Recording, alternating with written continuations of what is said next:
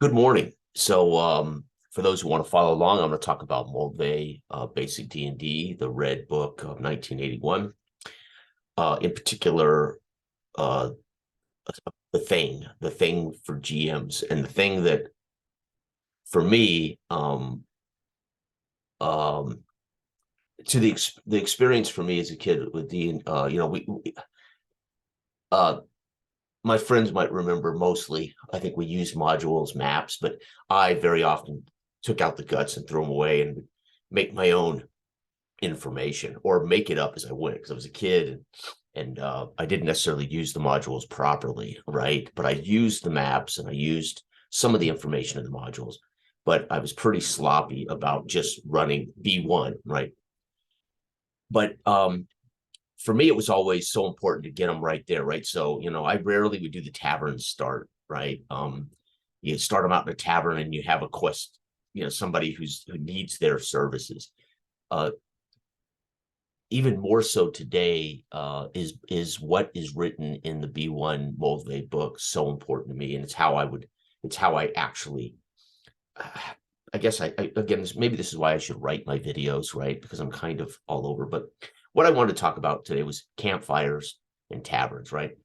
The campfire for me is huge. It's huge, I think, in the actual evolution of man, right? The campfire was the place you rested, was the place you had to combine, to sleep safely, etc. But it also is the place, in D&D that makes sense. At some point, you have to rest. At some point, you have to. But the campfire scene can literally be that opportunity to roll simple wandering monsters and then resolve healing.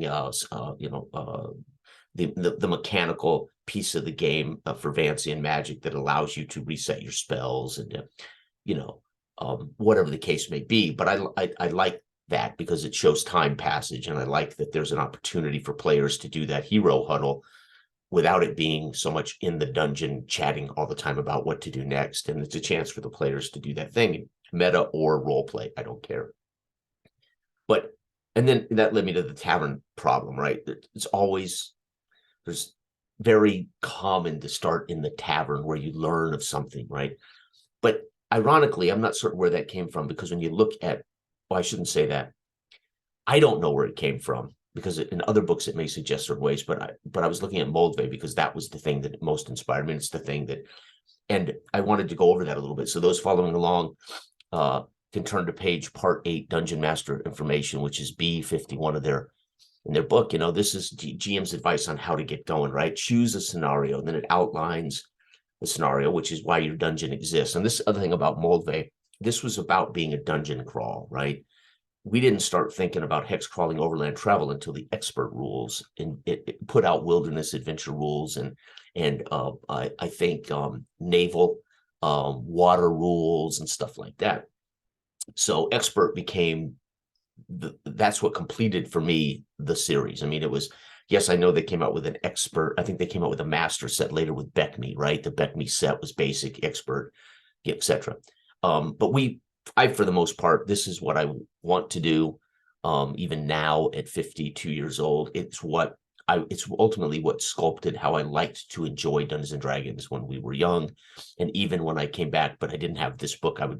You would grab, something like Labyrinth Lord and basic fantasy, and the gist was to do this thing, right? Make your character, roll them up randomly, outfit them, cross your fingers, cross yourself, whatever, and then say, what are we doing? And it gives these scenarios, right? Exploring the unknown, investigating a chaotic outpost, recovering ruins, destroying an ancient evil. It's a pretty big one, right? Visiting a lost shrine, simple. Fulfilling a quest, here we go, right? This is the thing, right? Fulfilling a quest. This became basically the dominant thing of video games for the most part. And I think it became the dominant introduction in, later games, right? The tavern, quest giver, quest board, job board, whatever you want to call it.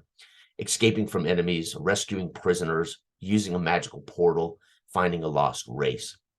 All, I think, 10 perfect scenarios. You could play infinitely with these 10 scenarios. But here's the thing for me. I like to drop them right there, right? So as opposed to the slow, methodical, let's go shopping, let's do the tavern talk, let's meet the NPC leader who's going to give us a job. Obviously, I did that certainly for for our Simba Room kickoff, right? They met Rigel. That gave them a kind of a headquarters and a person that paid for their fees to go into the Davokar. So it was kind of a necessary thing. So they didn't have to spend any of their thalers trying to pay for the license to go into the Davokar. And I didn't want to waive the Davokar license and ignore it because that isn't Simba Room. So I needed that setting. They needed to meet this person who says, hey, I've got some information. Oh, by the way, I'll pay your passage.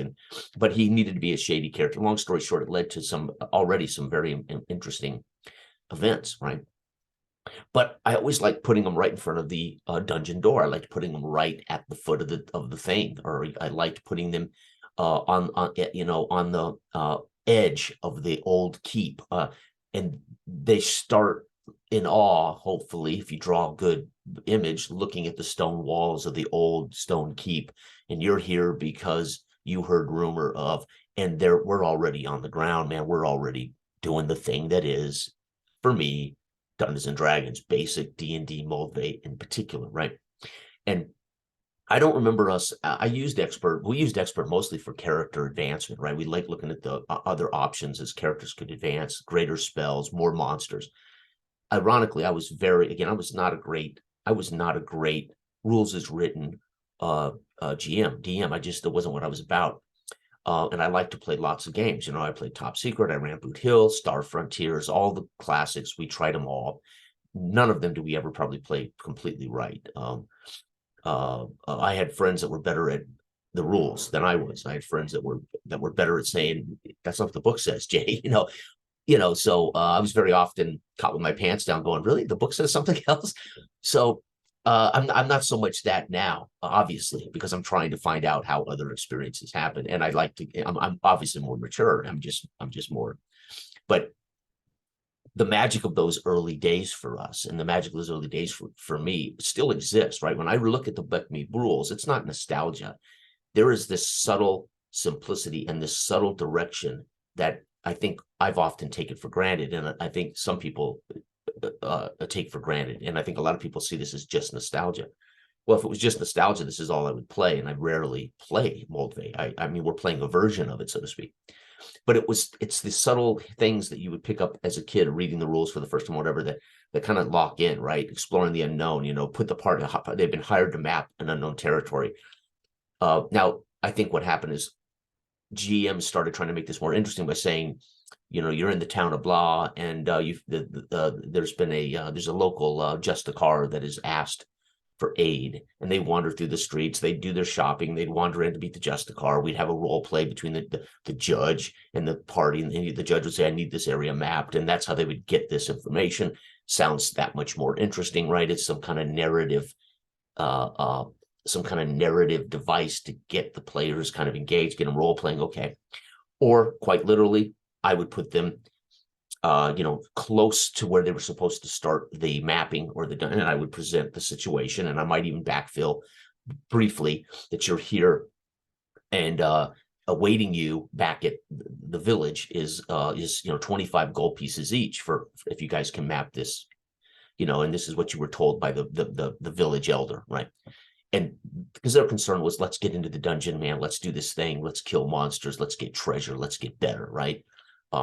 I think that's still, oddly enough, when you want to sit down to play old D&D, I think very often that's still the experience we all want to have, despite our age and our so-called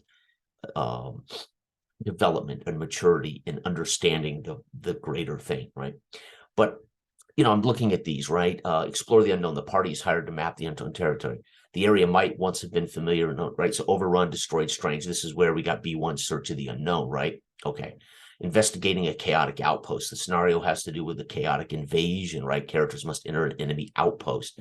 Dude, I have run a version of this, I don't know how many times. Never did I call it investigating a chaotic outpost. I actually set it up as a there was some kind of war between the dwarves and the elves, and the party was ultimately required to do this exact thing. But so where did that come from? Is that planted in my head reading this as what is it, some subliminal almost from a kid reading this? But I never called it investigating a chaotic outpost, right? Which is interesting, right? A reference to the actual alignment, right? So how often do people hate alignment? They wave off alignment. Oh, I hate alignment. Alignment's bogus. But yet B1 actually talks about chaotic as ultimately the thing the party is against, chaotic invasion. That's pretty cool, right? That implies that a culture of people who are, or beings that are chaotic ultimately is against the party or against the culture of the what the party is ultimately working on behalf of. Kind of interesting, right? Recovering ruins. The party is usually scouting an old village before permanent settlers move in. That's interesting. I've never thought of that. Recovering ruins has always been a dungeon crawl, but it was never on. I never thought of that on behalf of rescuing the old castle, so the new prince can take residence and reestablish. It's a great idea.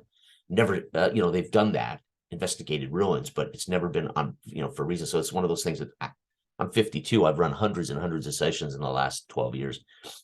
That's a good one, right? Destroying an ancient evil. So what can we learn from our old books, right? Just going back to these things, right? This is a given for many of you who probably run this and probably peruse this book and have been dedicated to this, as well as some of the great ideas that have come since in our OSR community by those who've written other campaign books, etc. But because I don't generally buy campaign books, I own 2 world books. I bought the Castles and Crusades world book, and I bought the oh God, there's one other campaign world book that I bought. I only own in everything that I own and I have owned are of 2 campaign worlds that were ultimately agnostic, right? But could be used with anything, but they're agnostic. That's it. Most of the rest of anything I own that would be lore or campaign would be actually in the rule books, like Symbaroum, for instance. So I think that's kind of fascinating. Or, Dragon Warriors, going back to 1980, circa 1984, 85, Dragon Warriors puts the class structure and the idea of the world these characters are in the books, right? The world is part of the books.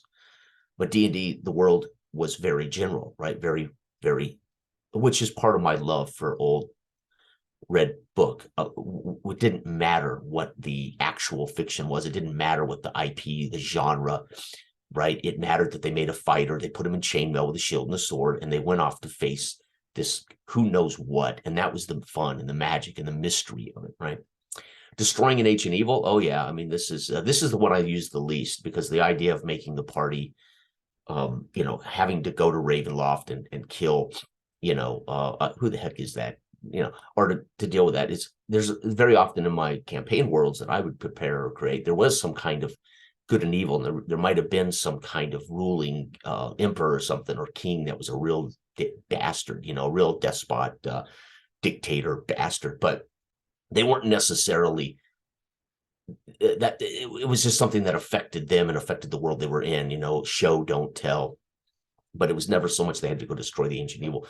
This is one I rarely do, and rarely have I thought about as an interesting, again, we're talking about just a one-off, or we're talking about a campaign. Either one, these can all be launch points, right?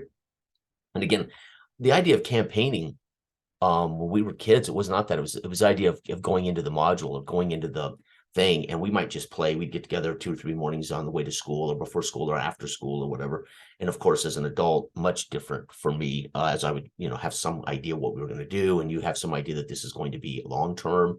So you set it up where it's open ended and long term. But when we were kids, it was just, you would just kind of keep playing, and they would unfortunately be making new characters all the time because it's so lethal, right?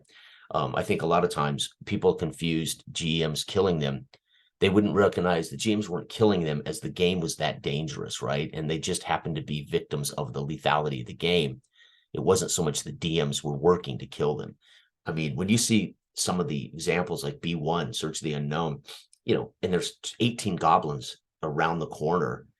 The GM didn't just put 18 goblins there to massacre the players. That's a grossly dangerous situation for level 1 to 3 characters. And they were probably, if they didn't avoid it or find a clever way around it, we're not going to beat 18 goblins necessarily, right? Okay, visiting a lost shrine, or even, again, the save or die, thief tries to pick the lock. The lock is a trap. The trap's there, and they trigger the trap. It's poison, save or die. It's part of the game, right? It's just the nature of how lethal it was, right? So again, the idea that we role played playing a game that actually had rules and actually had this idea of a thing.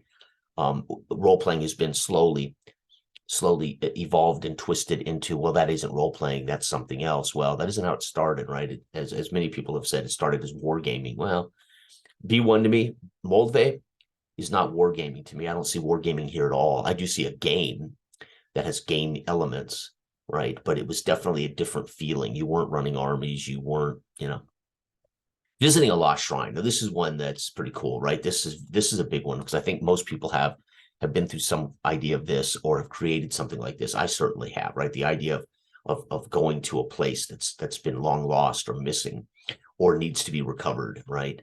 Let's see here, fulfilling a quest. Now, this is the one that I think has just become the most dominant. This has become the most dominant, and I think video games have precipitated this, right? They've made this worse. The quest giver, the idea of fulfilling a quest. When you think about the Holy Grail, you got a quest, go find the Holy Grail for me. I'm dying. We got to save our kingdom. We got to save our king, go get the Holy Grail. That's different. That's a legitimate mythical quest. But things have become menial quests, right? We even refer to them as quests. And the reality is there are better described as jobs versus quests, right? Because quests should be somewhat epic, mythic. But thanks to the video game, I think, and a lot of young players coming to the table, having experienced first video games, the idea of the quest is it is ubiquitous, so to speak. And to be honest, it's watered down the idea of missing the point of recovering the sword of the gods, right? It should be mythical. It should be an epic quest to get the sword, right? Escaping from enemies. The player characters begin the adventure as prisoners and must escape. I've done this a couple of times. I've been in more. Surprisingly, I've been in lots as a player. I've only played a little bit over the last 30, 40 years, but certainly in the last 12. And I've had more of this experience, ironically, than I have of any other, starting us off as prisoners. Kind of interesting, right? And again, Skyrim, I think Skyrim does this, right? Is Skyrim the most popular video of role-playing fantasy video game in history? You start out as a prisoner, and I think that has affected why most people have started us off as prisoners in the last 12 years of my gaming. Is the Skyrim experience, not so much what Moldvay had to say about it. Rescuing prisoners. This has just happened as happenstance. I've never actually set up. There is those, go get, go kidnap or something like that. But very often rescuing prisoners occurs as a happenstance, as a peripheral thing when they're exploring a dungeon, and they'll come across prisoners and they'll interview them and they'll find out more about what's happened to them and how they got here, etc. And then they'll feed them and either take them with them as NPC torchbearers, or they'll help them escape. But I very rarely have run like a rescuing prisoners thing, right?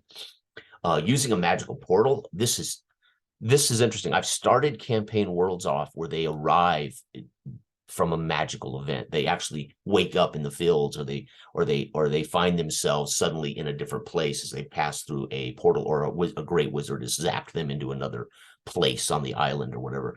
I've started many a campaign with the idea they are strangers in a strange land. They arrive in a place where goblins might be different here than what they're thinking, and they need to find out whether it's evil, that is elves that are evil, or is it the goblins that are evil. And so that's kind of fun. But I've never done the idea of using a magic portal in particular, right? Again, magic is not my favorite part of fantasy gaming. I like, yet I know in those who have read many a fantasy book, and I got to be honest, I've read a handful of fantasy books. Not my favorite genre, but when I read books, I generally read biographies, histories, things like that. Of course, Lord of the Rings, The Hobbit, those are perennially something I revisit and read. But for me, they were and of course, Conan stories. Those were the epitome of me for fantasy. I didn't need any other I wasn't interested in lots of other fantasy. And that doesn't mean there isn't better or brilliant fantasy out there. I just I wouldn't expose myself to it. And I wasn't reading a ton, right? I didn't grow up a big reader. I became a big reader in the last 20 years or so, but I wasn't as a kid a big reader. Finding a lost race. The players find a once human race which has lived underground for so long that it begins to change. Its members may have developed information, change color, etc. That's interesting. Destroying an ancient evil could be connected to this. Finding a lost race. This is something that I rarely have thought about, right? In my magic portal, where they kind of arrive in a new world, they have to discover, in a way, all the races might be different than their want to what they know. Hey, we know orcs are bad. Well, it turns out they find out the orcs are not the evil ones in this particular island or whatever, right? So that's kind of interesting. Finding a lost race is an interesting one I've never really used, right? Deciding on a setting, castle, tower, but again, all of this assumes Moldvay basic is first and foremost a dungeon crawl. We don't have hex crawling rules here. We don't have wilderness adventure rules. We don't have lots of rules, right? So, and then of course the monster scenario and how to stock the dungeon. So again, how do we know what Moldvay's intent was? It's about dungeons. It's about dungeon crawling. It's about setting the scene for them to explore the ruins, the dungeon, the thing, stock it up, how to do it properly, right? How to do it fairly, etc. Create NPC parties and blah, blah, blah, right? So we know all that, right? Wandering Monsters then becomes the how do we use this? As a kid, I hated Wandering Monsters. I never used Wandering Monsters. I thought they were completely out of context. I later then learned that, wait a minute, it's a living world in which these things are banging around, these dungeons are banging around these places. And I began to put in context the Wandering Monsters, and I used them liberally, but I had to put them in context. But again, prior to that, I wasn't thinking that way as a young GM. I was thinking, this is a pain in the ass to remember to make this roll and then somehow introduce this thing to the party in the middle of the dungeon, right? It sometimes just didn't work for me. However, I've grown to love Wandering Monsters as it keeps things live, so to speak, right? And then again, we got the choose a scenario examples, decide on the setting examples. So it's very well done. And then the sample dungeon that came with the book. I think I ran this once or twice over my years, the sample dungeon, which is so good. I remember this inspired me so much, and it made me want to run my own. This is why I would buy. I wasn't great at drawing. I really didn't want to draw maps, but I loved what the maps did for me when I looked at them. They created a mystery, and then I wanted to grab that map, and then I wanted to say, this is mysterious to me, and create that mystery for my friends. So this stuff inspires the hell out of me, but I didn't use the data so much in the modules, right? And then it gives this great sample dungeon expedition, right? Sample dungeon expedition. Of course, we have become lazy and we use the term dungeon crawling, right? But it's a sample dungeon expedition. Interesting how dungeon crawl has become the keyword, right? The word, right? And that's how it ends, right? Credits, Tom Moldvay, right? Right at the top there. And the book pretty much ends with these credits and then an afterword, which I've never read in my life. So, and then inspirational material, which is freaking sweet, and a glossary, right? So even the basic book had a great glossary. I mean, so good. And then, of course, an advertisement for Gen Con, America's premier game convention and trade show. So cool. But now getting to the campfire and the idea. So the tavern thing, of course, is very much, the tavern thing is just this kind of natural place where would these players who aren't yet a party, they're not yet an incorporated party of treasure-seeking adventurers or whatever. They're just a ragtag group of individuals who don't really even have anything other than a name and a race and a handful of equipment. And so, it's a tool to kind of get them together as a party and then to introduce them to the village or an NPC, etc. But I've rarely ever used tavern starts. I'm not a fan of the tavern. Ultimately, right? When they come into a village, what's the best place to go to find out things? Okay, the inn or the tavern or whatever. So we have them. They're this trope that we have, and that's fine. I have no problem with that, right? And we have to have society, we have to have culture, we have to have this thing, or we don't. We can make it post-apocalyptic, where remnants of camps and remnants of villages in the unknown forests and wastelands of the world can be all they get when it comes to dealing with other beings. The post-apocalyptic is generally how I run. Matter of fact, the session I'm running locally now, we started the last a couple of months ago, the first session. They're on the edge of a wasteland, right? They have crossed from the known world into the unknown world. They found the tiny little shitty little village. They established a relationship. They did a couple of things, but the map, everything beyond the map is completely undefined, totally undefined. It will be defined live in game with dice rolls, checks. I don't know even what's in this hex. So there is no world map, and we are quite literally going to create the world as they push on. It is an open world sandbox, West marches in a way style, for the lack of a better term. However, again, I won't automatically zap them back to their home, right? They will be, if they end up 400 miles away from that little village, they've already established other trees and networks, most likely. So there won't be kind of the return to home base opportunities without them actually returning to home base, so to speak. So anyway, in the campfire, like I've said, I'm watching. So I found on YouTube a few months ago. I'm not a big Bigfoot guy or Sasquatch guy, but by accident, one day I was sick. I was fighting. I don't know. It might have been the flu, it might have been COVID, but I was basically laid out on the couch, and I said, I've got to find something on YouTube on the TV. So I pull up this. It was called Alaska Mysterious Adventures in Search of Sasquatch or something. It's like an hour and a half of these guys that go off into some Alaska hidey hole where there's rumor of this cabin, and it was actually it was the perfect kind of zone out watch, very calm, very interesting, not so hyperbole about Bigfoot or Sasquatch. And they were out there for 14 days, staying at this cabin and exploring that Alaskan wilderness. And it was great. It was like a real life adventure without narrative scripting, whatever. The point is, every night resolved with their campfire, right? Every night resolved with them either at the cabin with the campfire, up on the mountain at the campfire, whatever. And it was, resolves with this idea of the campfire, which is just part of who we are as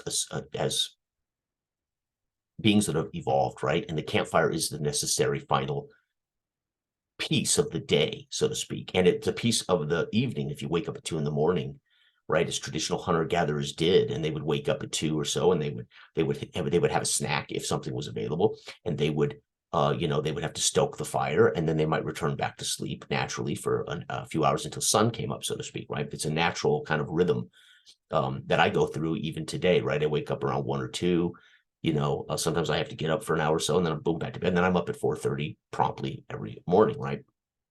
But the campfire to me is huge. It's huge, the camp. And the camp is a game mechanism. It's a definite required mechanism to kind of end one thing and start another, but it also allows the party these moments to evaluate and to spell up and whatever else, if you want to look at it as just a gamey mechanism. And I think, yes, there's lots of campfire chats. There's lots of vain character play, role play at campfires, but that's a great place for them to flesh out their connections and their relationships and and to discuss the matters, etc. Then we're back to the hex crawl, we're back to the dungeon crawl, etc. And I thought about that. I wanted to make a video about the campfire and the traditional tavern start trope, which ironically I disagree with. It's become something, and I don't know where it became a thing, because when you look at the books that inspired me, and I think inspired many of our OSR, again, I don't have Mincer, so I can't speak to what Mincer kind of hints to when we, I think I can do a screen share here, can't I? Can I screen share? Share screen. Yeah. So, when we're looking at Mincer, right? Oh, wow, look, I'm right there. I could have been talking while looking at the book. Of course, it's going to be slow go on the scroll, I think. But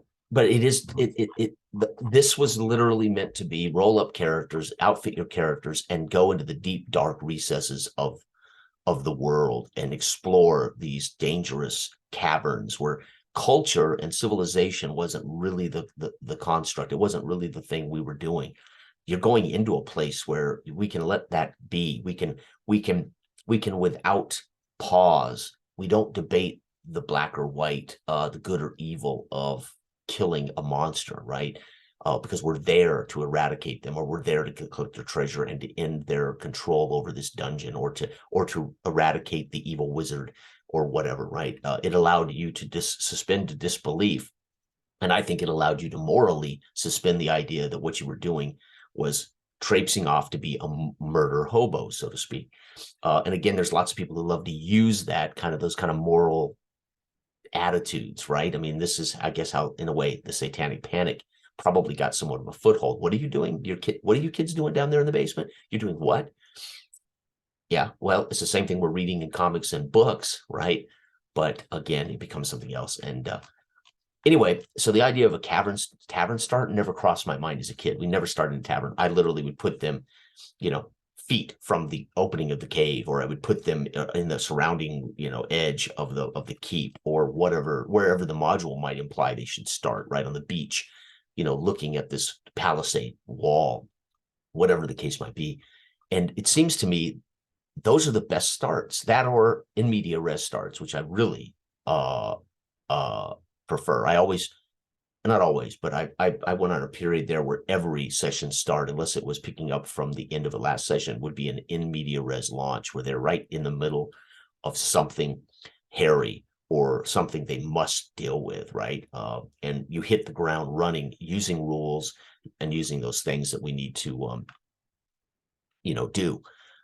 But I think all of these potential starts we've all probably done. Again, the tropes of whether we like it or not, these are the tropes. And there are people out there who will say, well, my GM is so much more amazing. He thinks way outside the box. He puts us in these amazing, for the most part, like Shakespeare, there's only 6 stories in the world. Everything is just a different way of telling those tragedies or those comedies or those dramas. Shakespeare wrote them all. Everything's a variation on Shakespeare, so to speak. This idea that there's something new under the sun. But this is a great look at what this book intended D&D to ultimately be at first. And there was always, of course, the original D&D, and there was the D&D Holmes, right? But this was, I think, when it became kind of mass. I think there were more people that engaged Dungeons and Dragons at this point in Menser than ever did with OD&D, and that certainly ever did with Holmes. This was the Red Box and Menser, or Mauve Box, or whatever box you want to call it. 81 and 83, I think, were most of my generation got their hooks in role-playing and in Dungeons and Dragons. And again, I don't own Menser. I used to have Menser around here in actual book, and I can't find it, so I have no clue what happened to my Menser book. But and Menser we clearly bought. I remember buying it brand new, unopened. It was probably the first. It was probably my recollections of picking that up at Books and Comics. I think Jeff had bought it first, or Jeff may have bought this before I bought mine. And then I think I found Menser at Books and Comics. I may have gotten Menser before. We were already well into Expert, and we had some advanced D&D books. And Jeff, I think, had more advanced D&D stuff than I did. If I recall, mostly it was Jeff and I that owned books or owned this stuff. Everybody else just showed up and played, right? I don't remember a lot of our buddies owning this stuff. I ended up owning all of them, right? Not all the books, but I owned Boot Hill and Star Frontiers, and I owned, a Chill, and there was some other game. I owned Top Secret and James Bond. So I ended up collecting a pretty good sample of early stuff, but happened to completely miss GURPS. Well, I didn't miss GURPS. We had Man at Arms by Steve Jackson, but we never got into a GURPS. But I missed, was it MERP? I missed MERP and some of that stuff. I think Jeff looked at MERP, or maybe had a MERP book. I can't remember.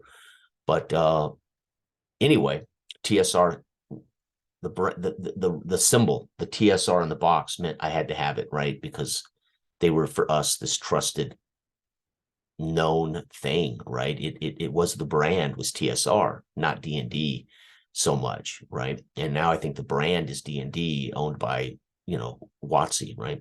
So, but anyway, I thought this was very cool, the Dungeon Master information, and how it sets up and teaches you in a way how to do this version of D&D. And they don't really tell you whether you start them out in a tavern giving this information. I mean, maybe they do. I haven't read every one of these thoroughly here. But they don't say, yeah, put them in a tavern and this, right? Hey, have them after they buy their equipment, have them be told by the seller of arms about the outpost. And those are all great ways to introduce rumors. But anyway, was going to talk about the campfire. How do I end this? Stop share. I was going to talk about the campfire as just a part of the game that I actually love. Setting camp, I think we take it for granted. It tends to become pretty much who's on watch, and we know there's going to be some wandering monster rolls. We don't know what's going to happen, but I still like it. I still appreciate it. It's still a big part of the sense that we're there, as characters in the world. We have to make camp. We have to acknowledge that we're going to eat rations, or that we're going to have to hunt. We're going to have to rest. We're going to have to heal up. It's a big part of it, and I think it's great fun. Not so much the city stuff, right? I was never big on city. I don't think as kids we ever did any city stuff. We didn't trudge through the city, meeting NPCs and doing city things. And I'm least interested in that style unless we're there for a reason to do a thing like Thistlehold, right? There's this city that could be made for some great one-off, or makes a great change of event. And then, of course, great opportunity for investigative stuff, right? Where we're investigating civilized, or we're dealing with politics and culture, or we're dealing with NPCs that need help. So that's where the city stuff becomes so paramount to especially in something like Symbaroum, where culture matters. It isn't just a dungeon crawl or overland hex crawl, right? So pretty cool. But and where did it start for me? It all started with Moldvay Basic, and eventually Minster, I think, became the game, but I don't recall ever distinguishing the difference. I think I just ran what I ran, and one of these books would be at our fingertips, right? But again, my memory is not as good as some people's. My memory is spotty as a child, because I have I had a chronic disease, and I tended to be ill a lot, and I think much of my memory was blacked out or lost in some of that. So also, memory is the most faulty, reliable mechanism. But I'm speaking from honest, authentic, or at least what I believe are authentic recollections of how it started and how I perceived it as a kid. It started first by being a 10-year-old kid or 11-year-old kid that, had never done anything like this. So you end up making it yours. You end up making it the thing that you and your buddies want to sit down on a Saturday afternoon and do, right? And of course, your buddies bring all the things that inspire them. I would watch movies. I was a bigger movie watcher than I was a book reader, and I was a comic book. I liked Conan comics, and those things would inspire me. I just saw, Excalibur by John Borman, and made me want to play D&D, right? And really, Excalibur, of course, different mythology, different thing, had nothing really to do with D&D. But boy, that's what I envisioned when they played up in plate mail armor with a shield and a mace. I was seeing Excalibur, right? And that made our particular world of D&D completely different than the guy down the street's world of D&D, right? Our culture was quite literally a fingerprint. Our culture of how we started with the same book that Joe 2 blocks down the street or whatever, that we didn't really deal with or play with, or etc. Our fingerprint was utterly different, so to speak. Our culture was different. But yet we recognize certain shared events. This is why Stranger Things,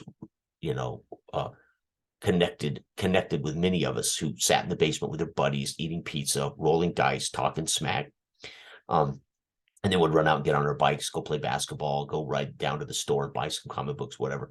There was a lot of nostalgia in Stranger Things, and I recognized our suburban upbringing in Stranger Things was part of the joy of Stranger Things. And, I was 47, I think 48 when I first saw Stranger Things. And I said, shit, this is great. That's what I remember, right?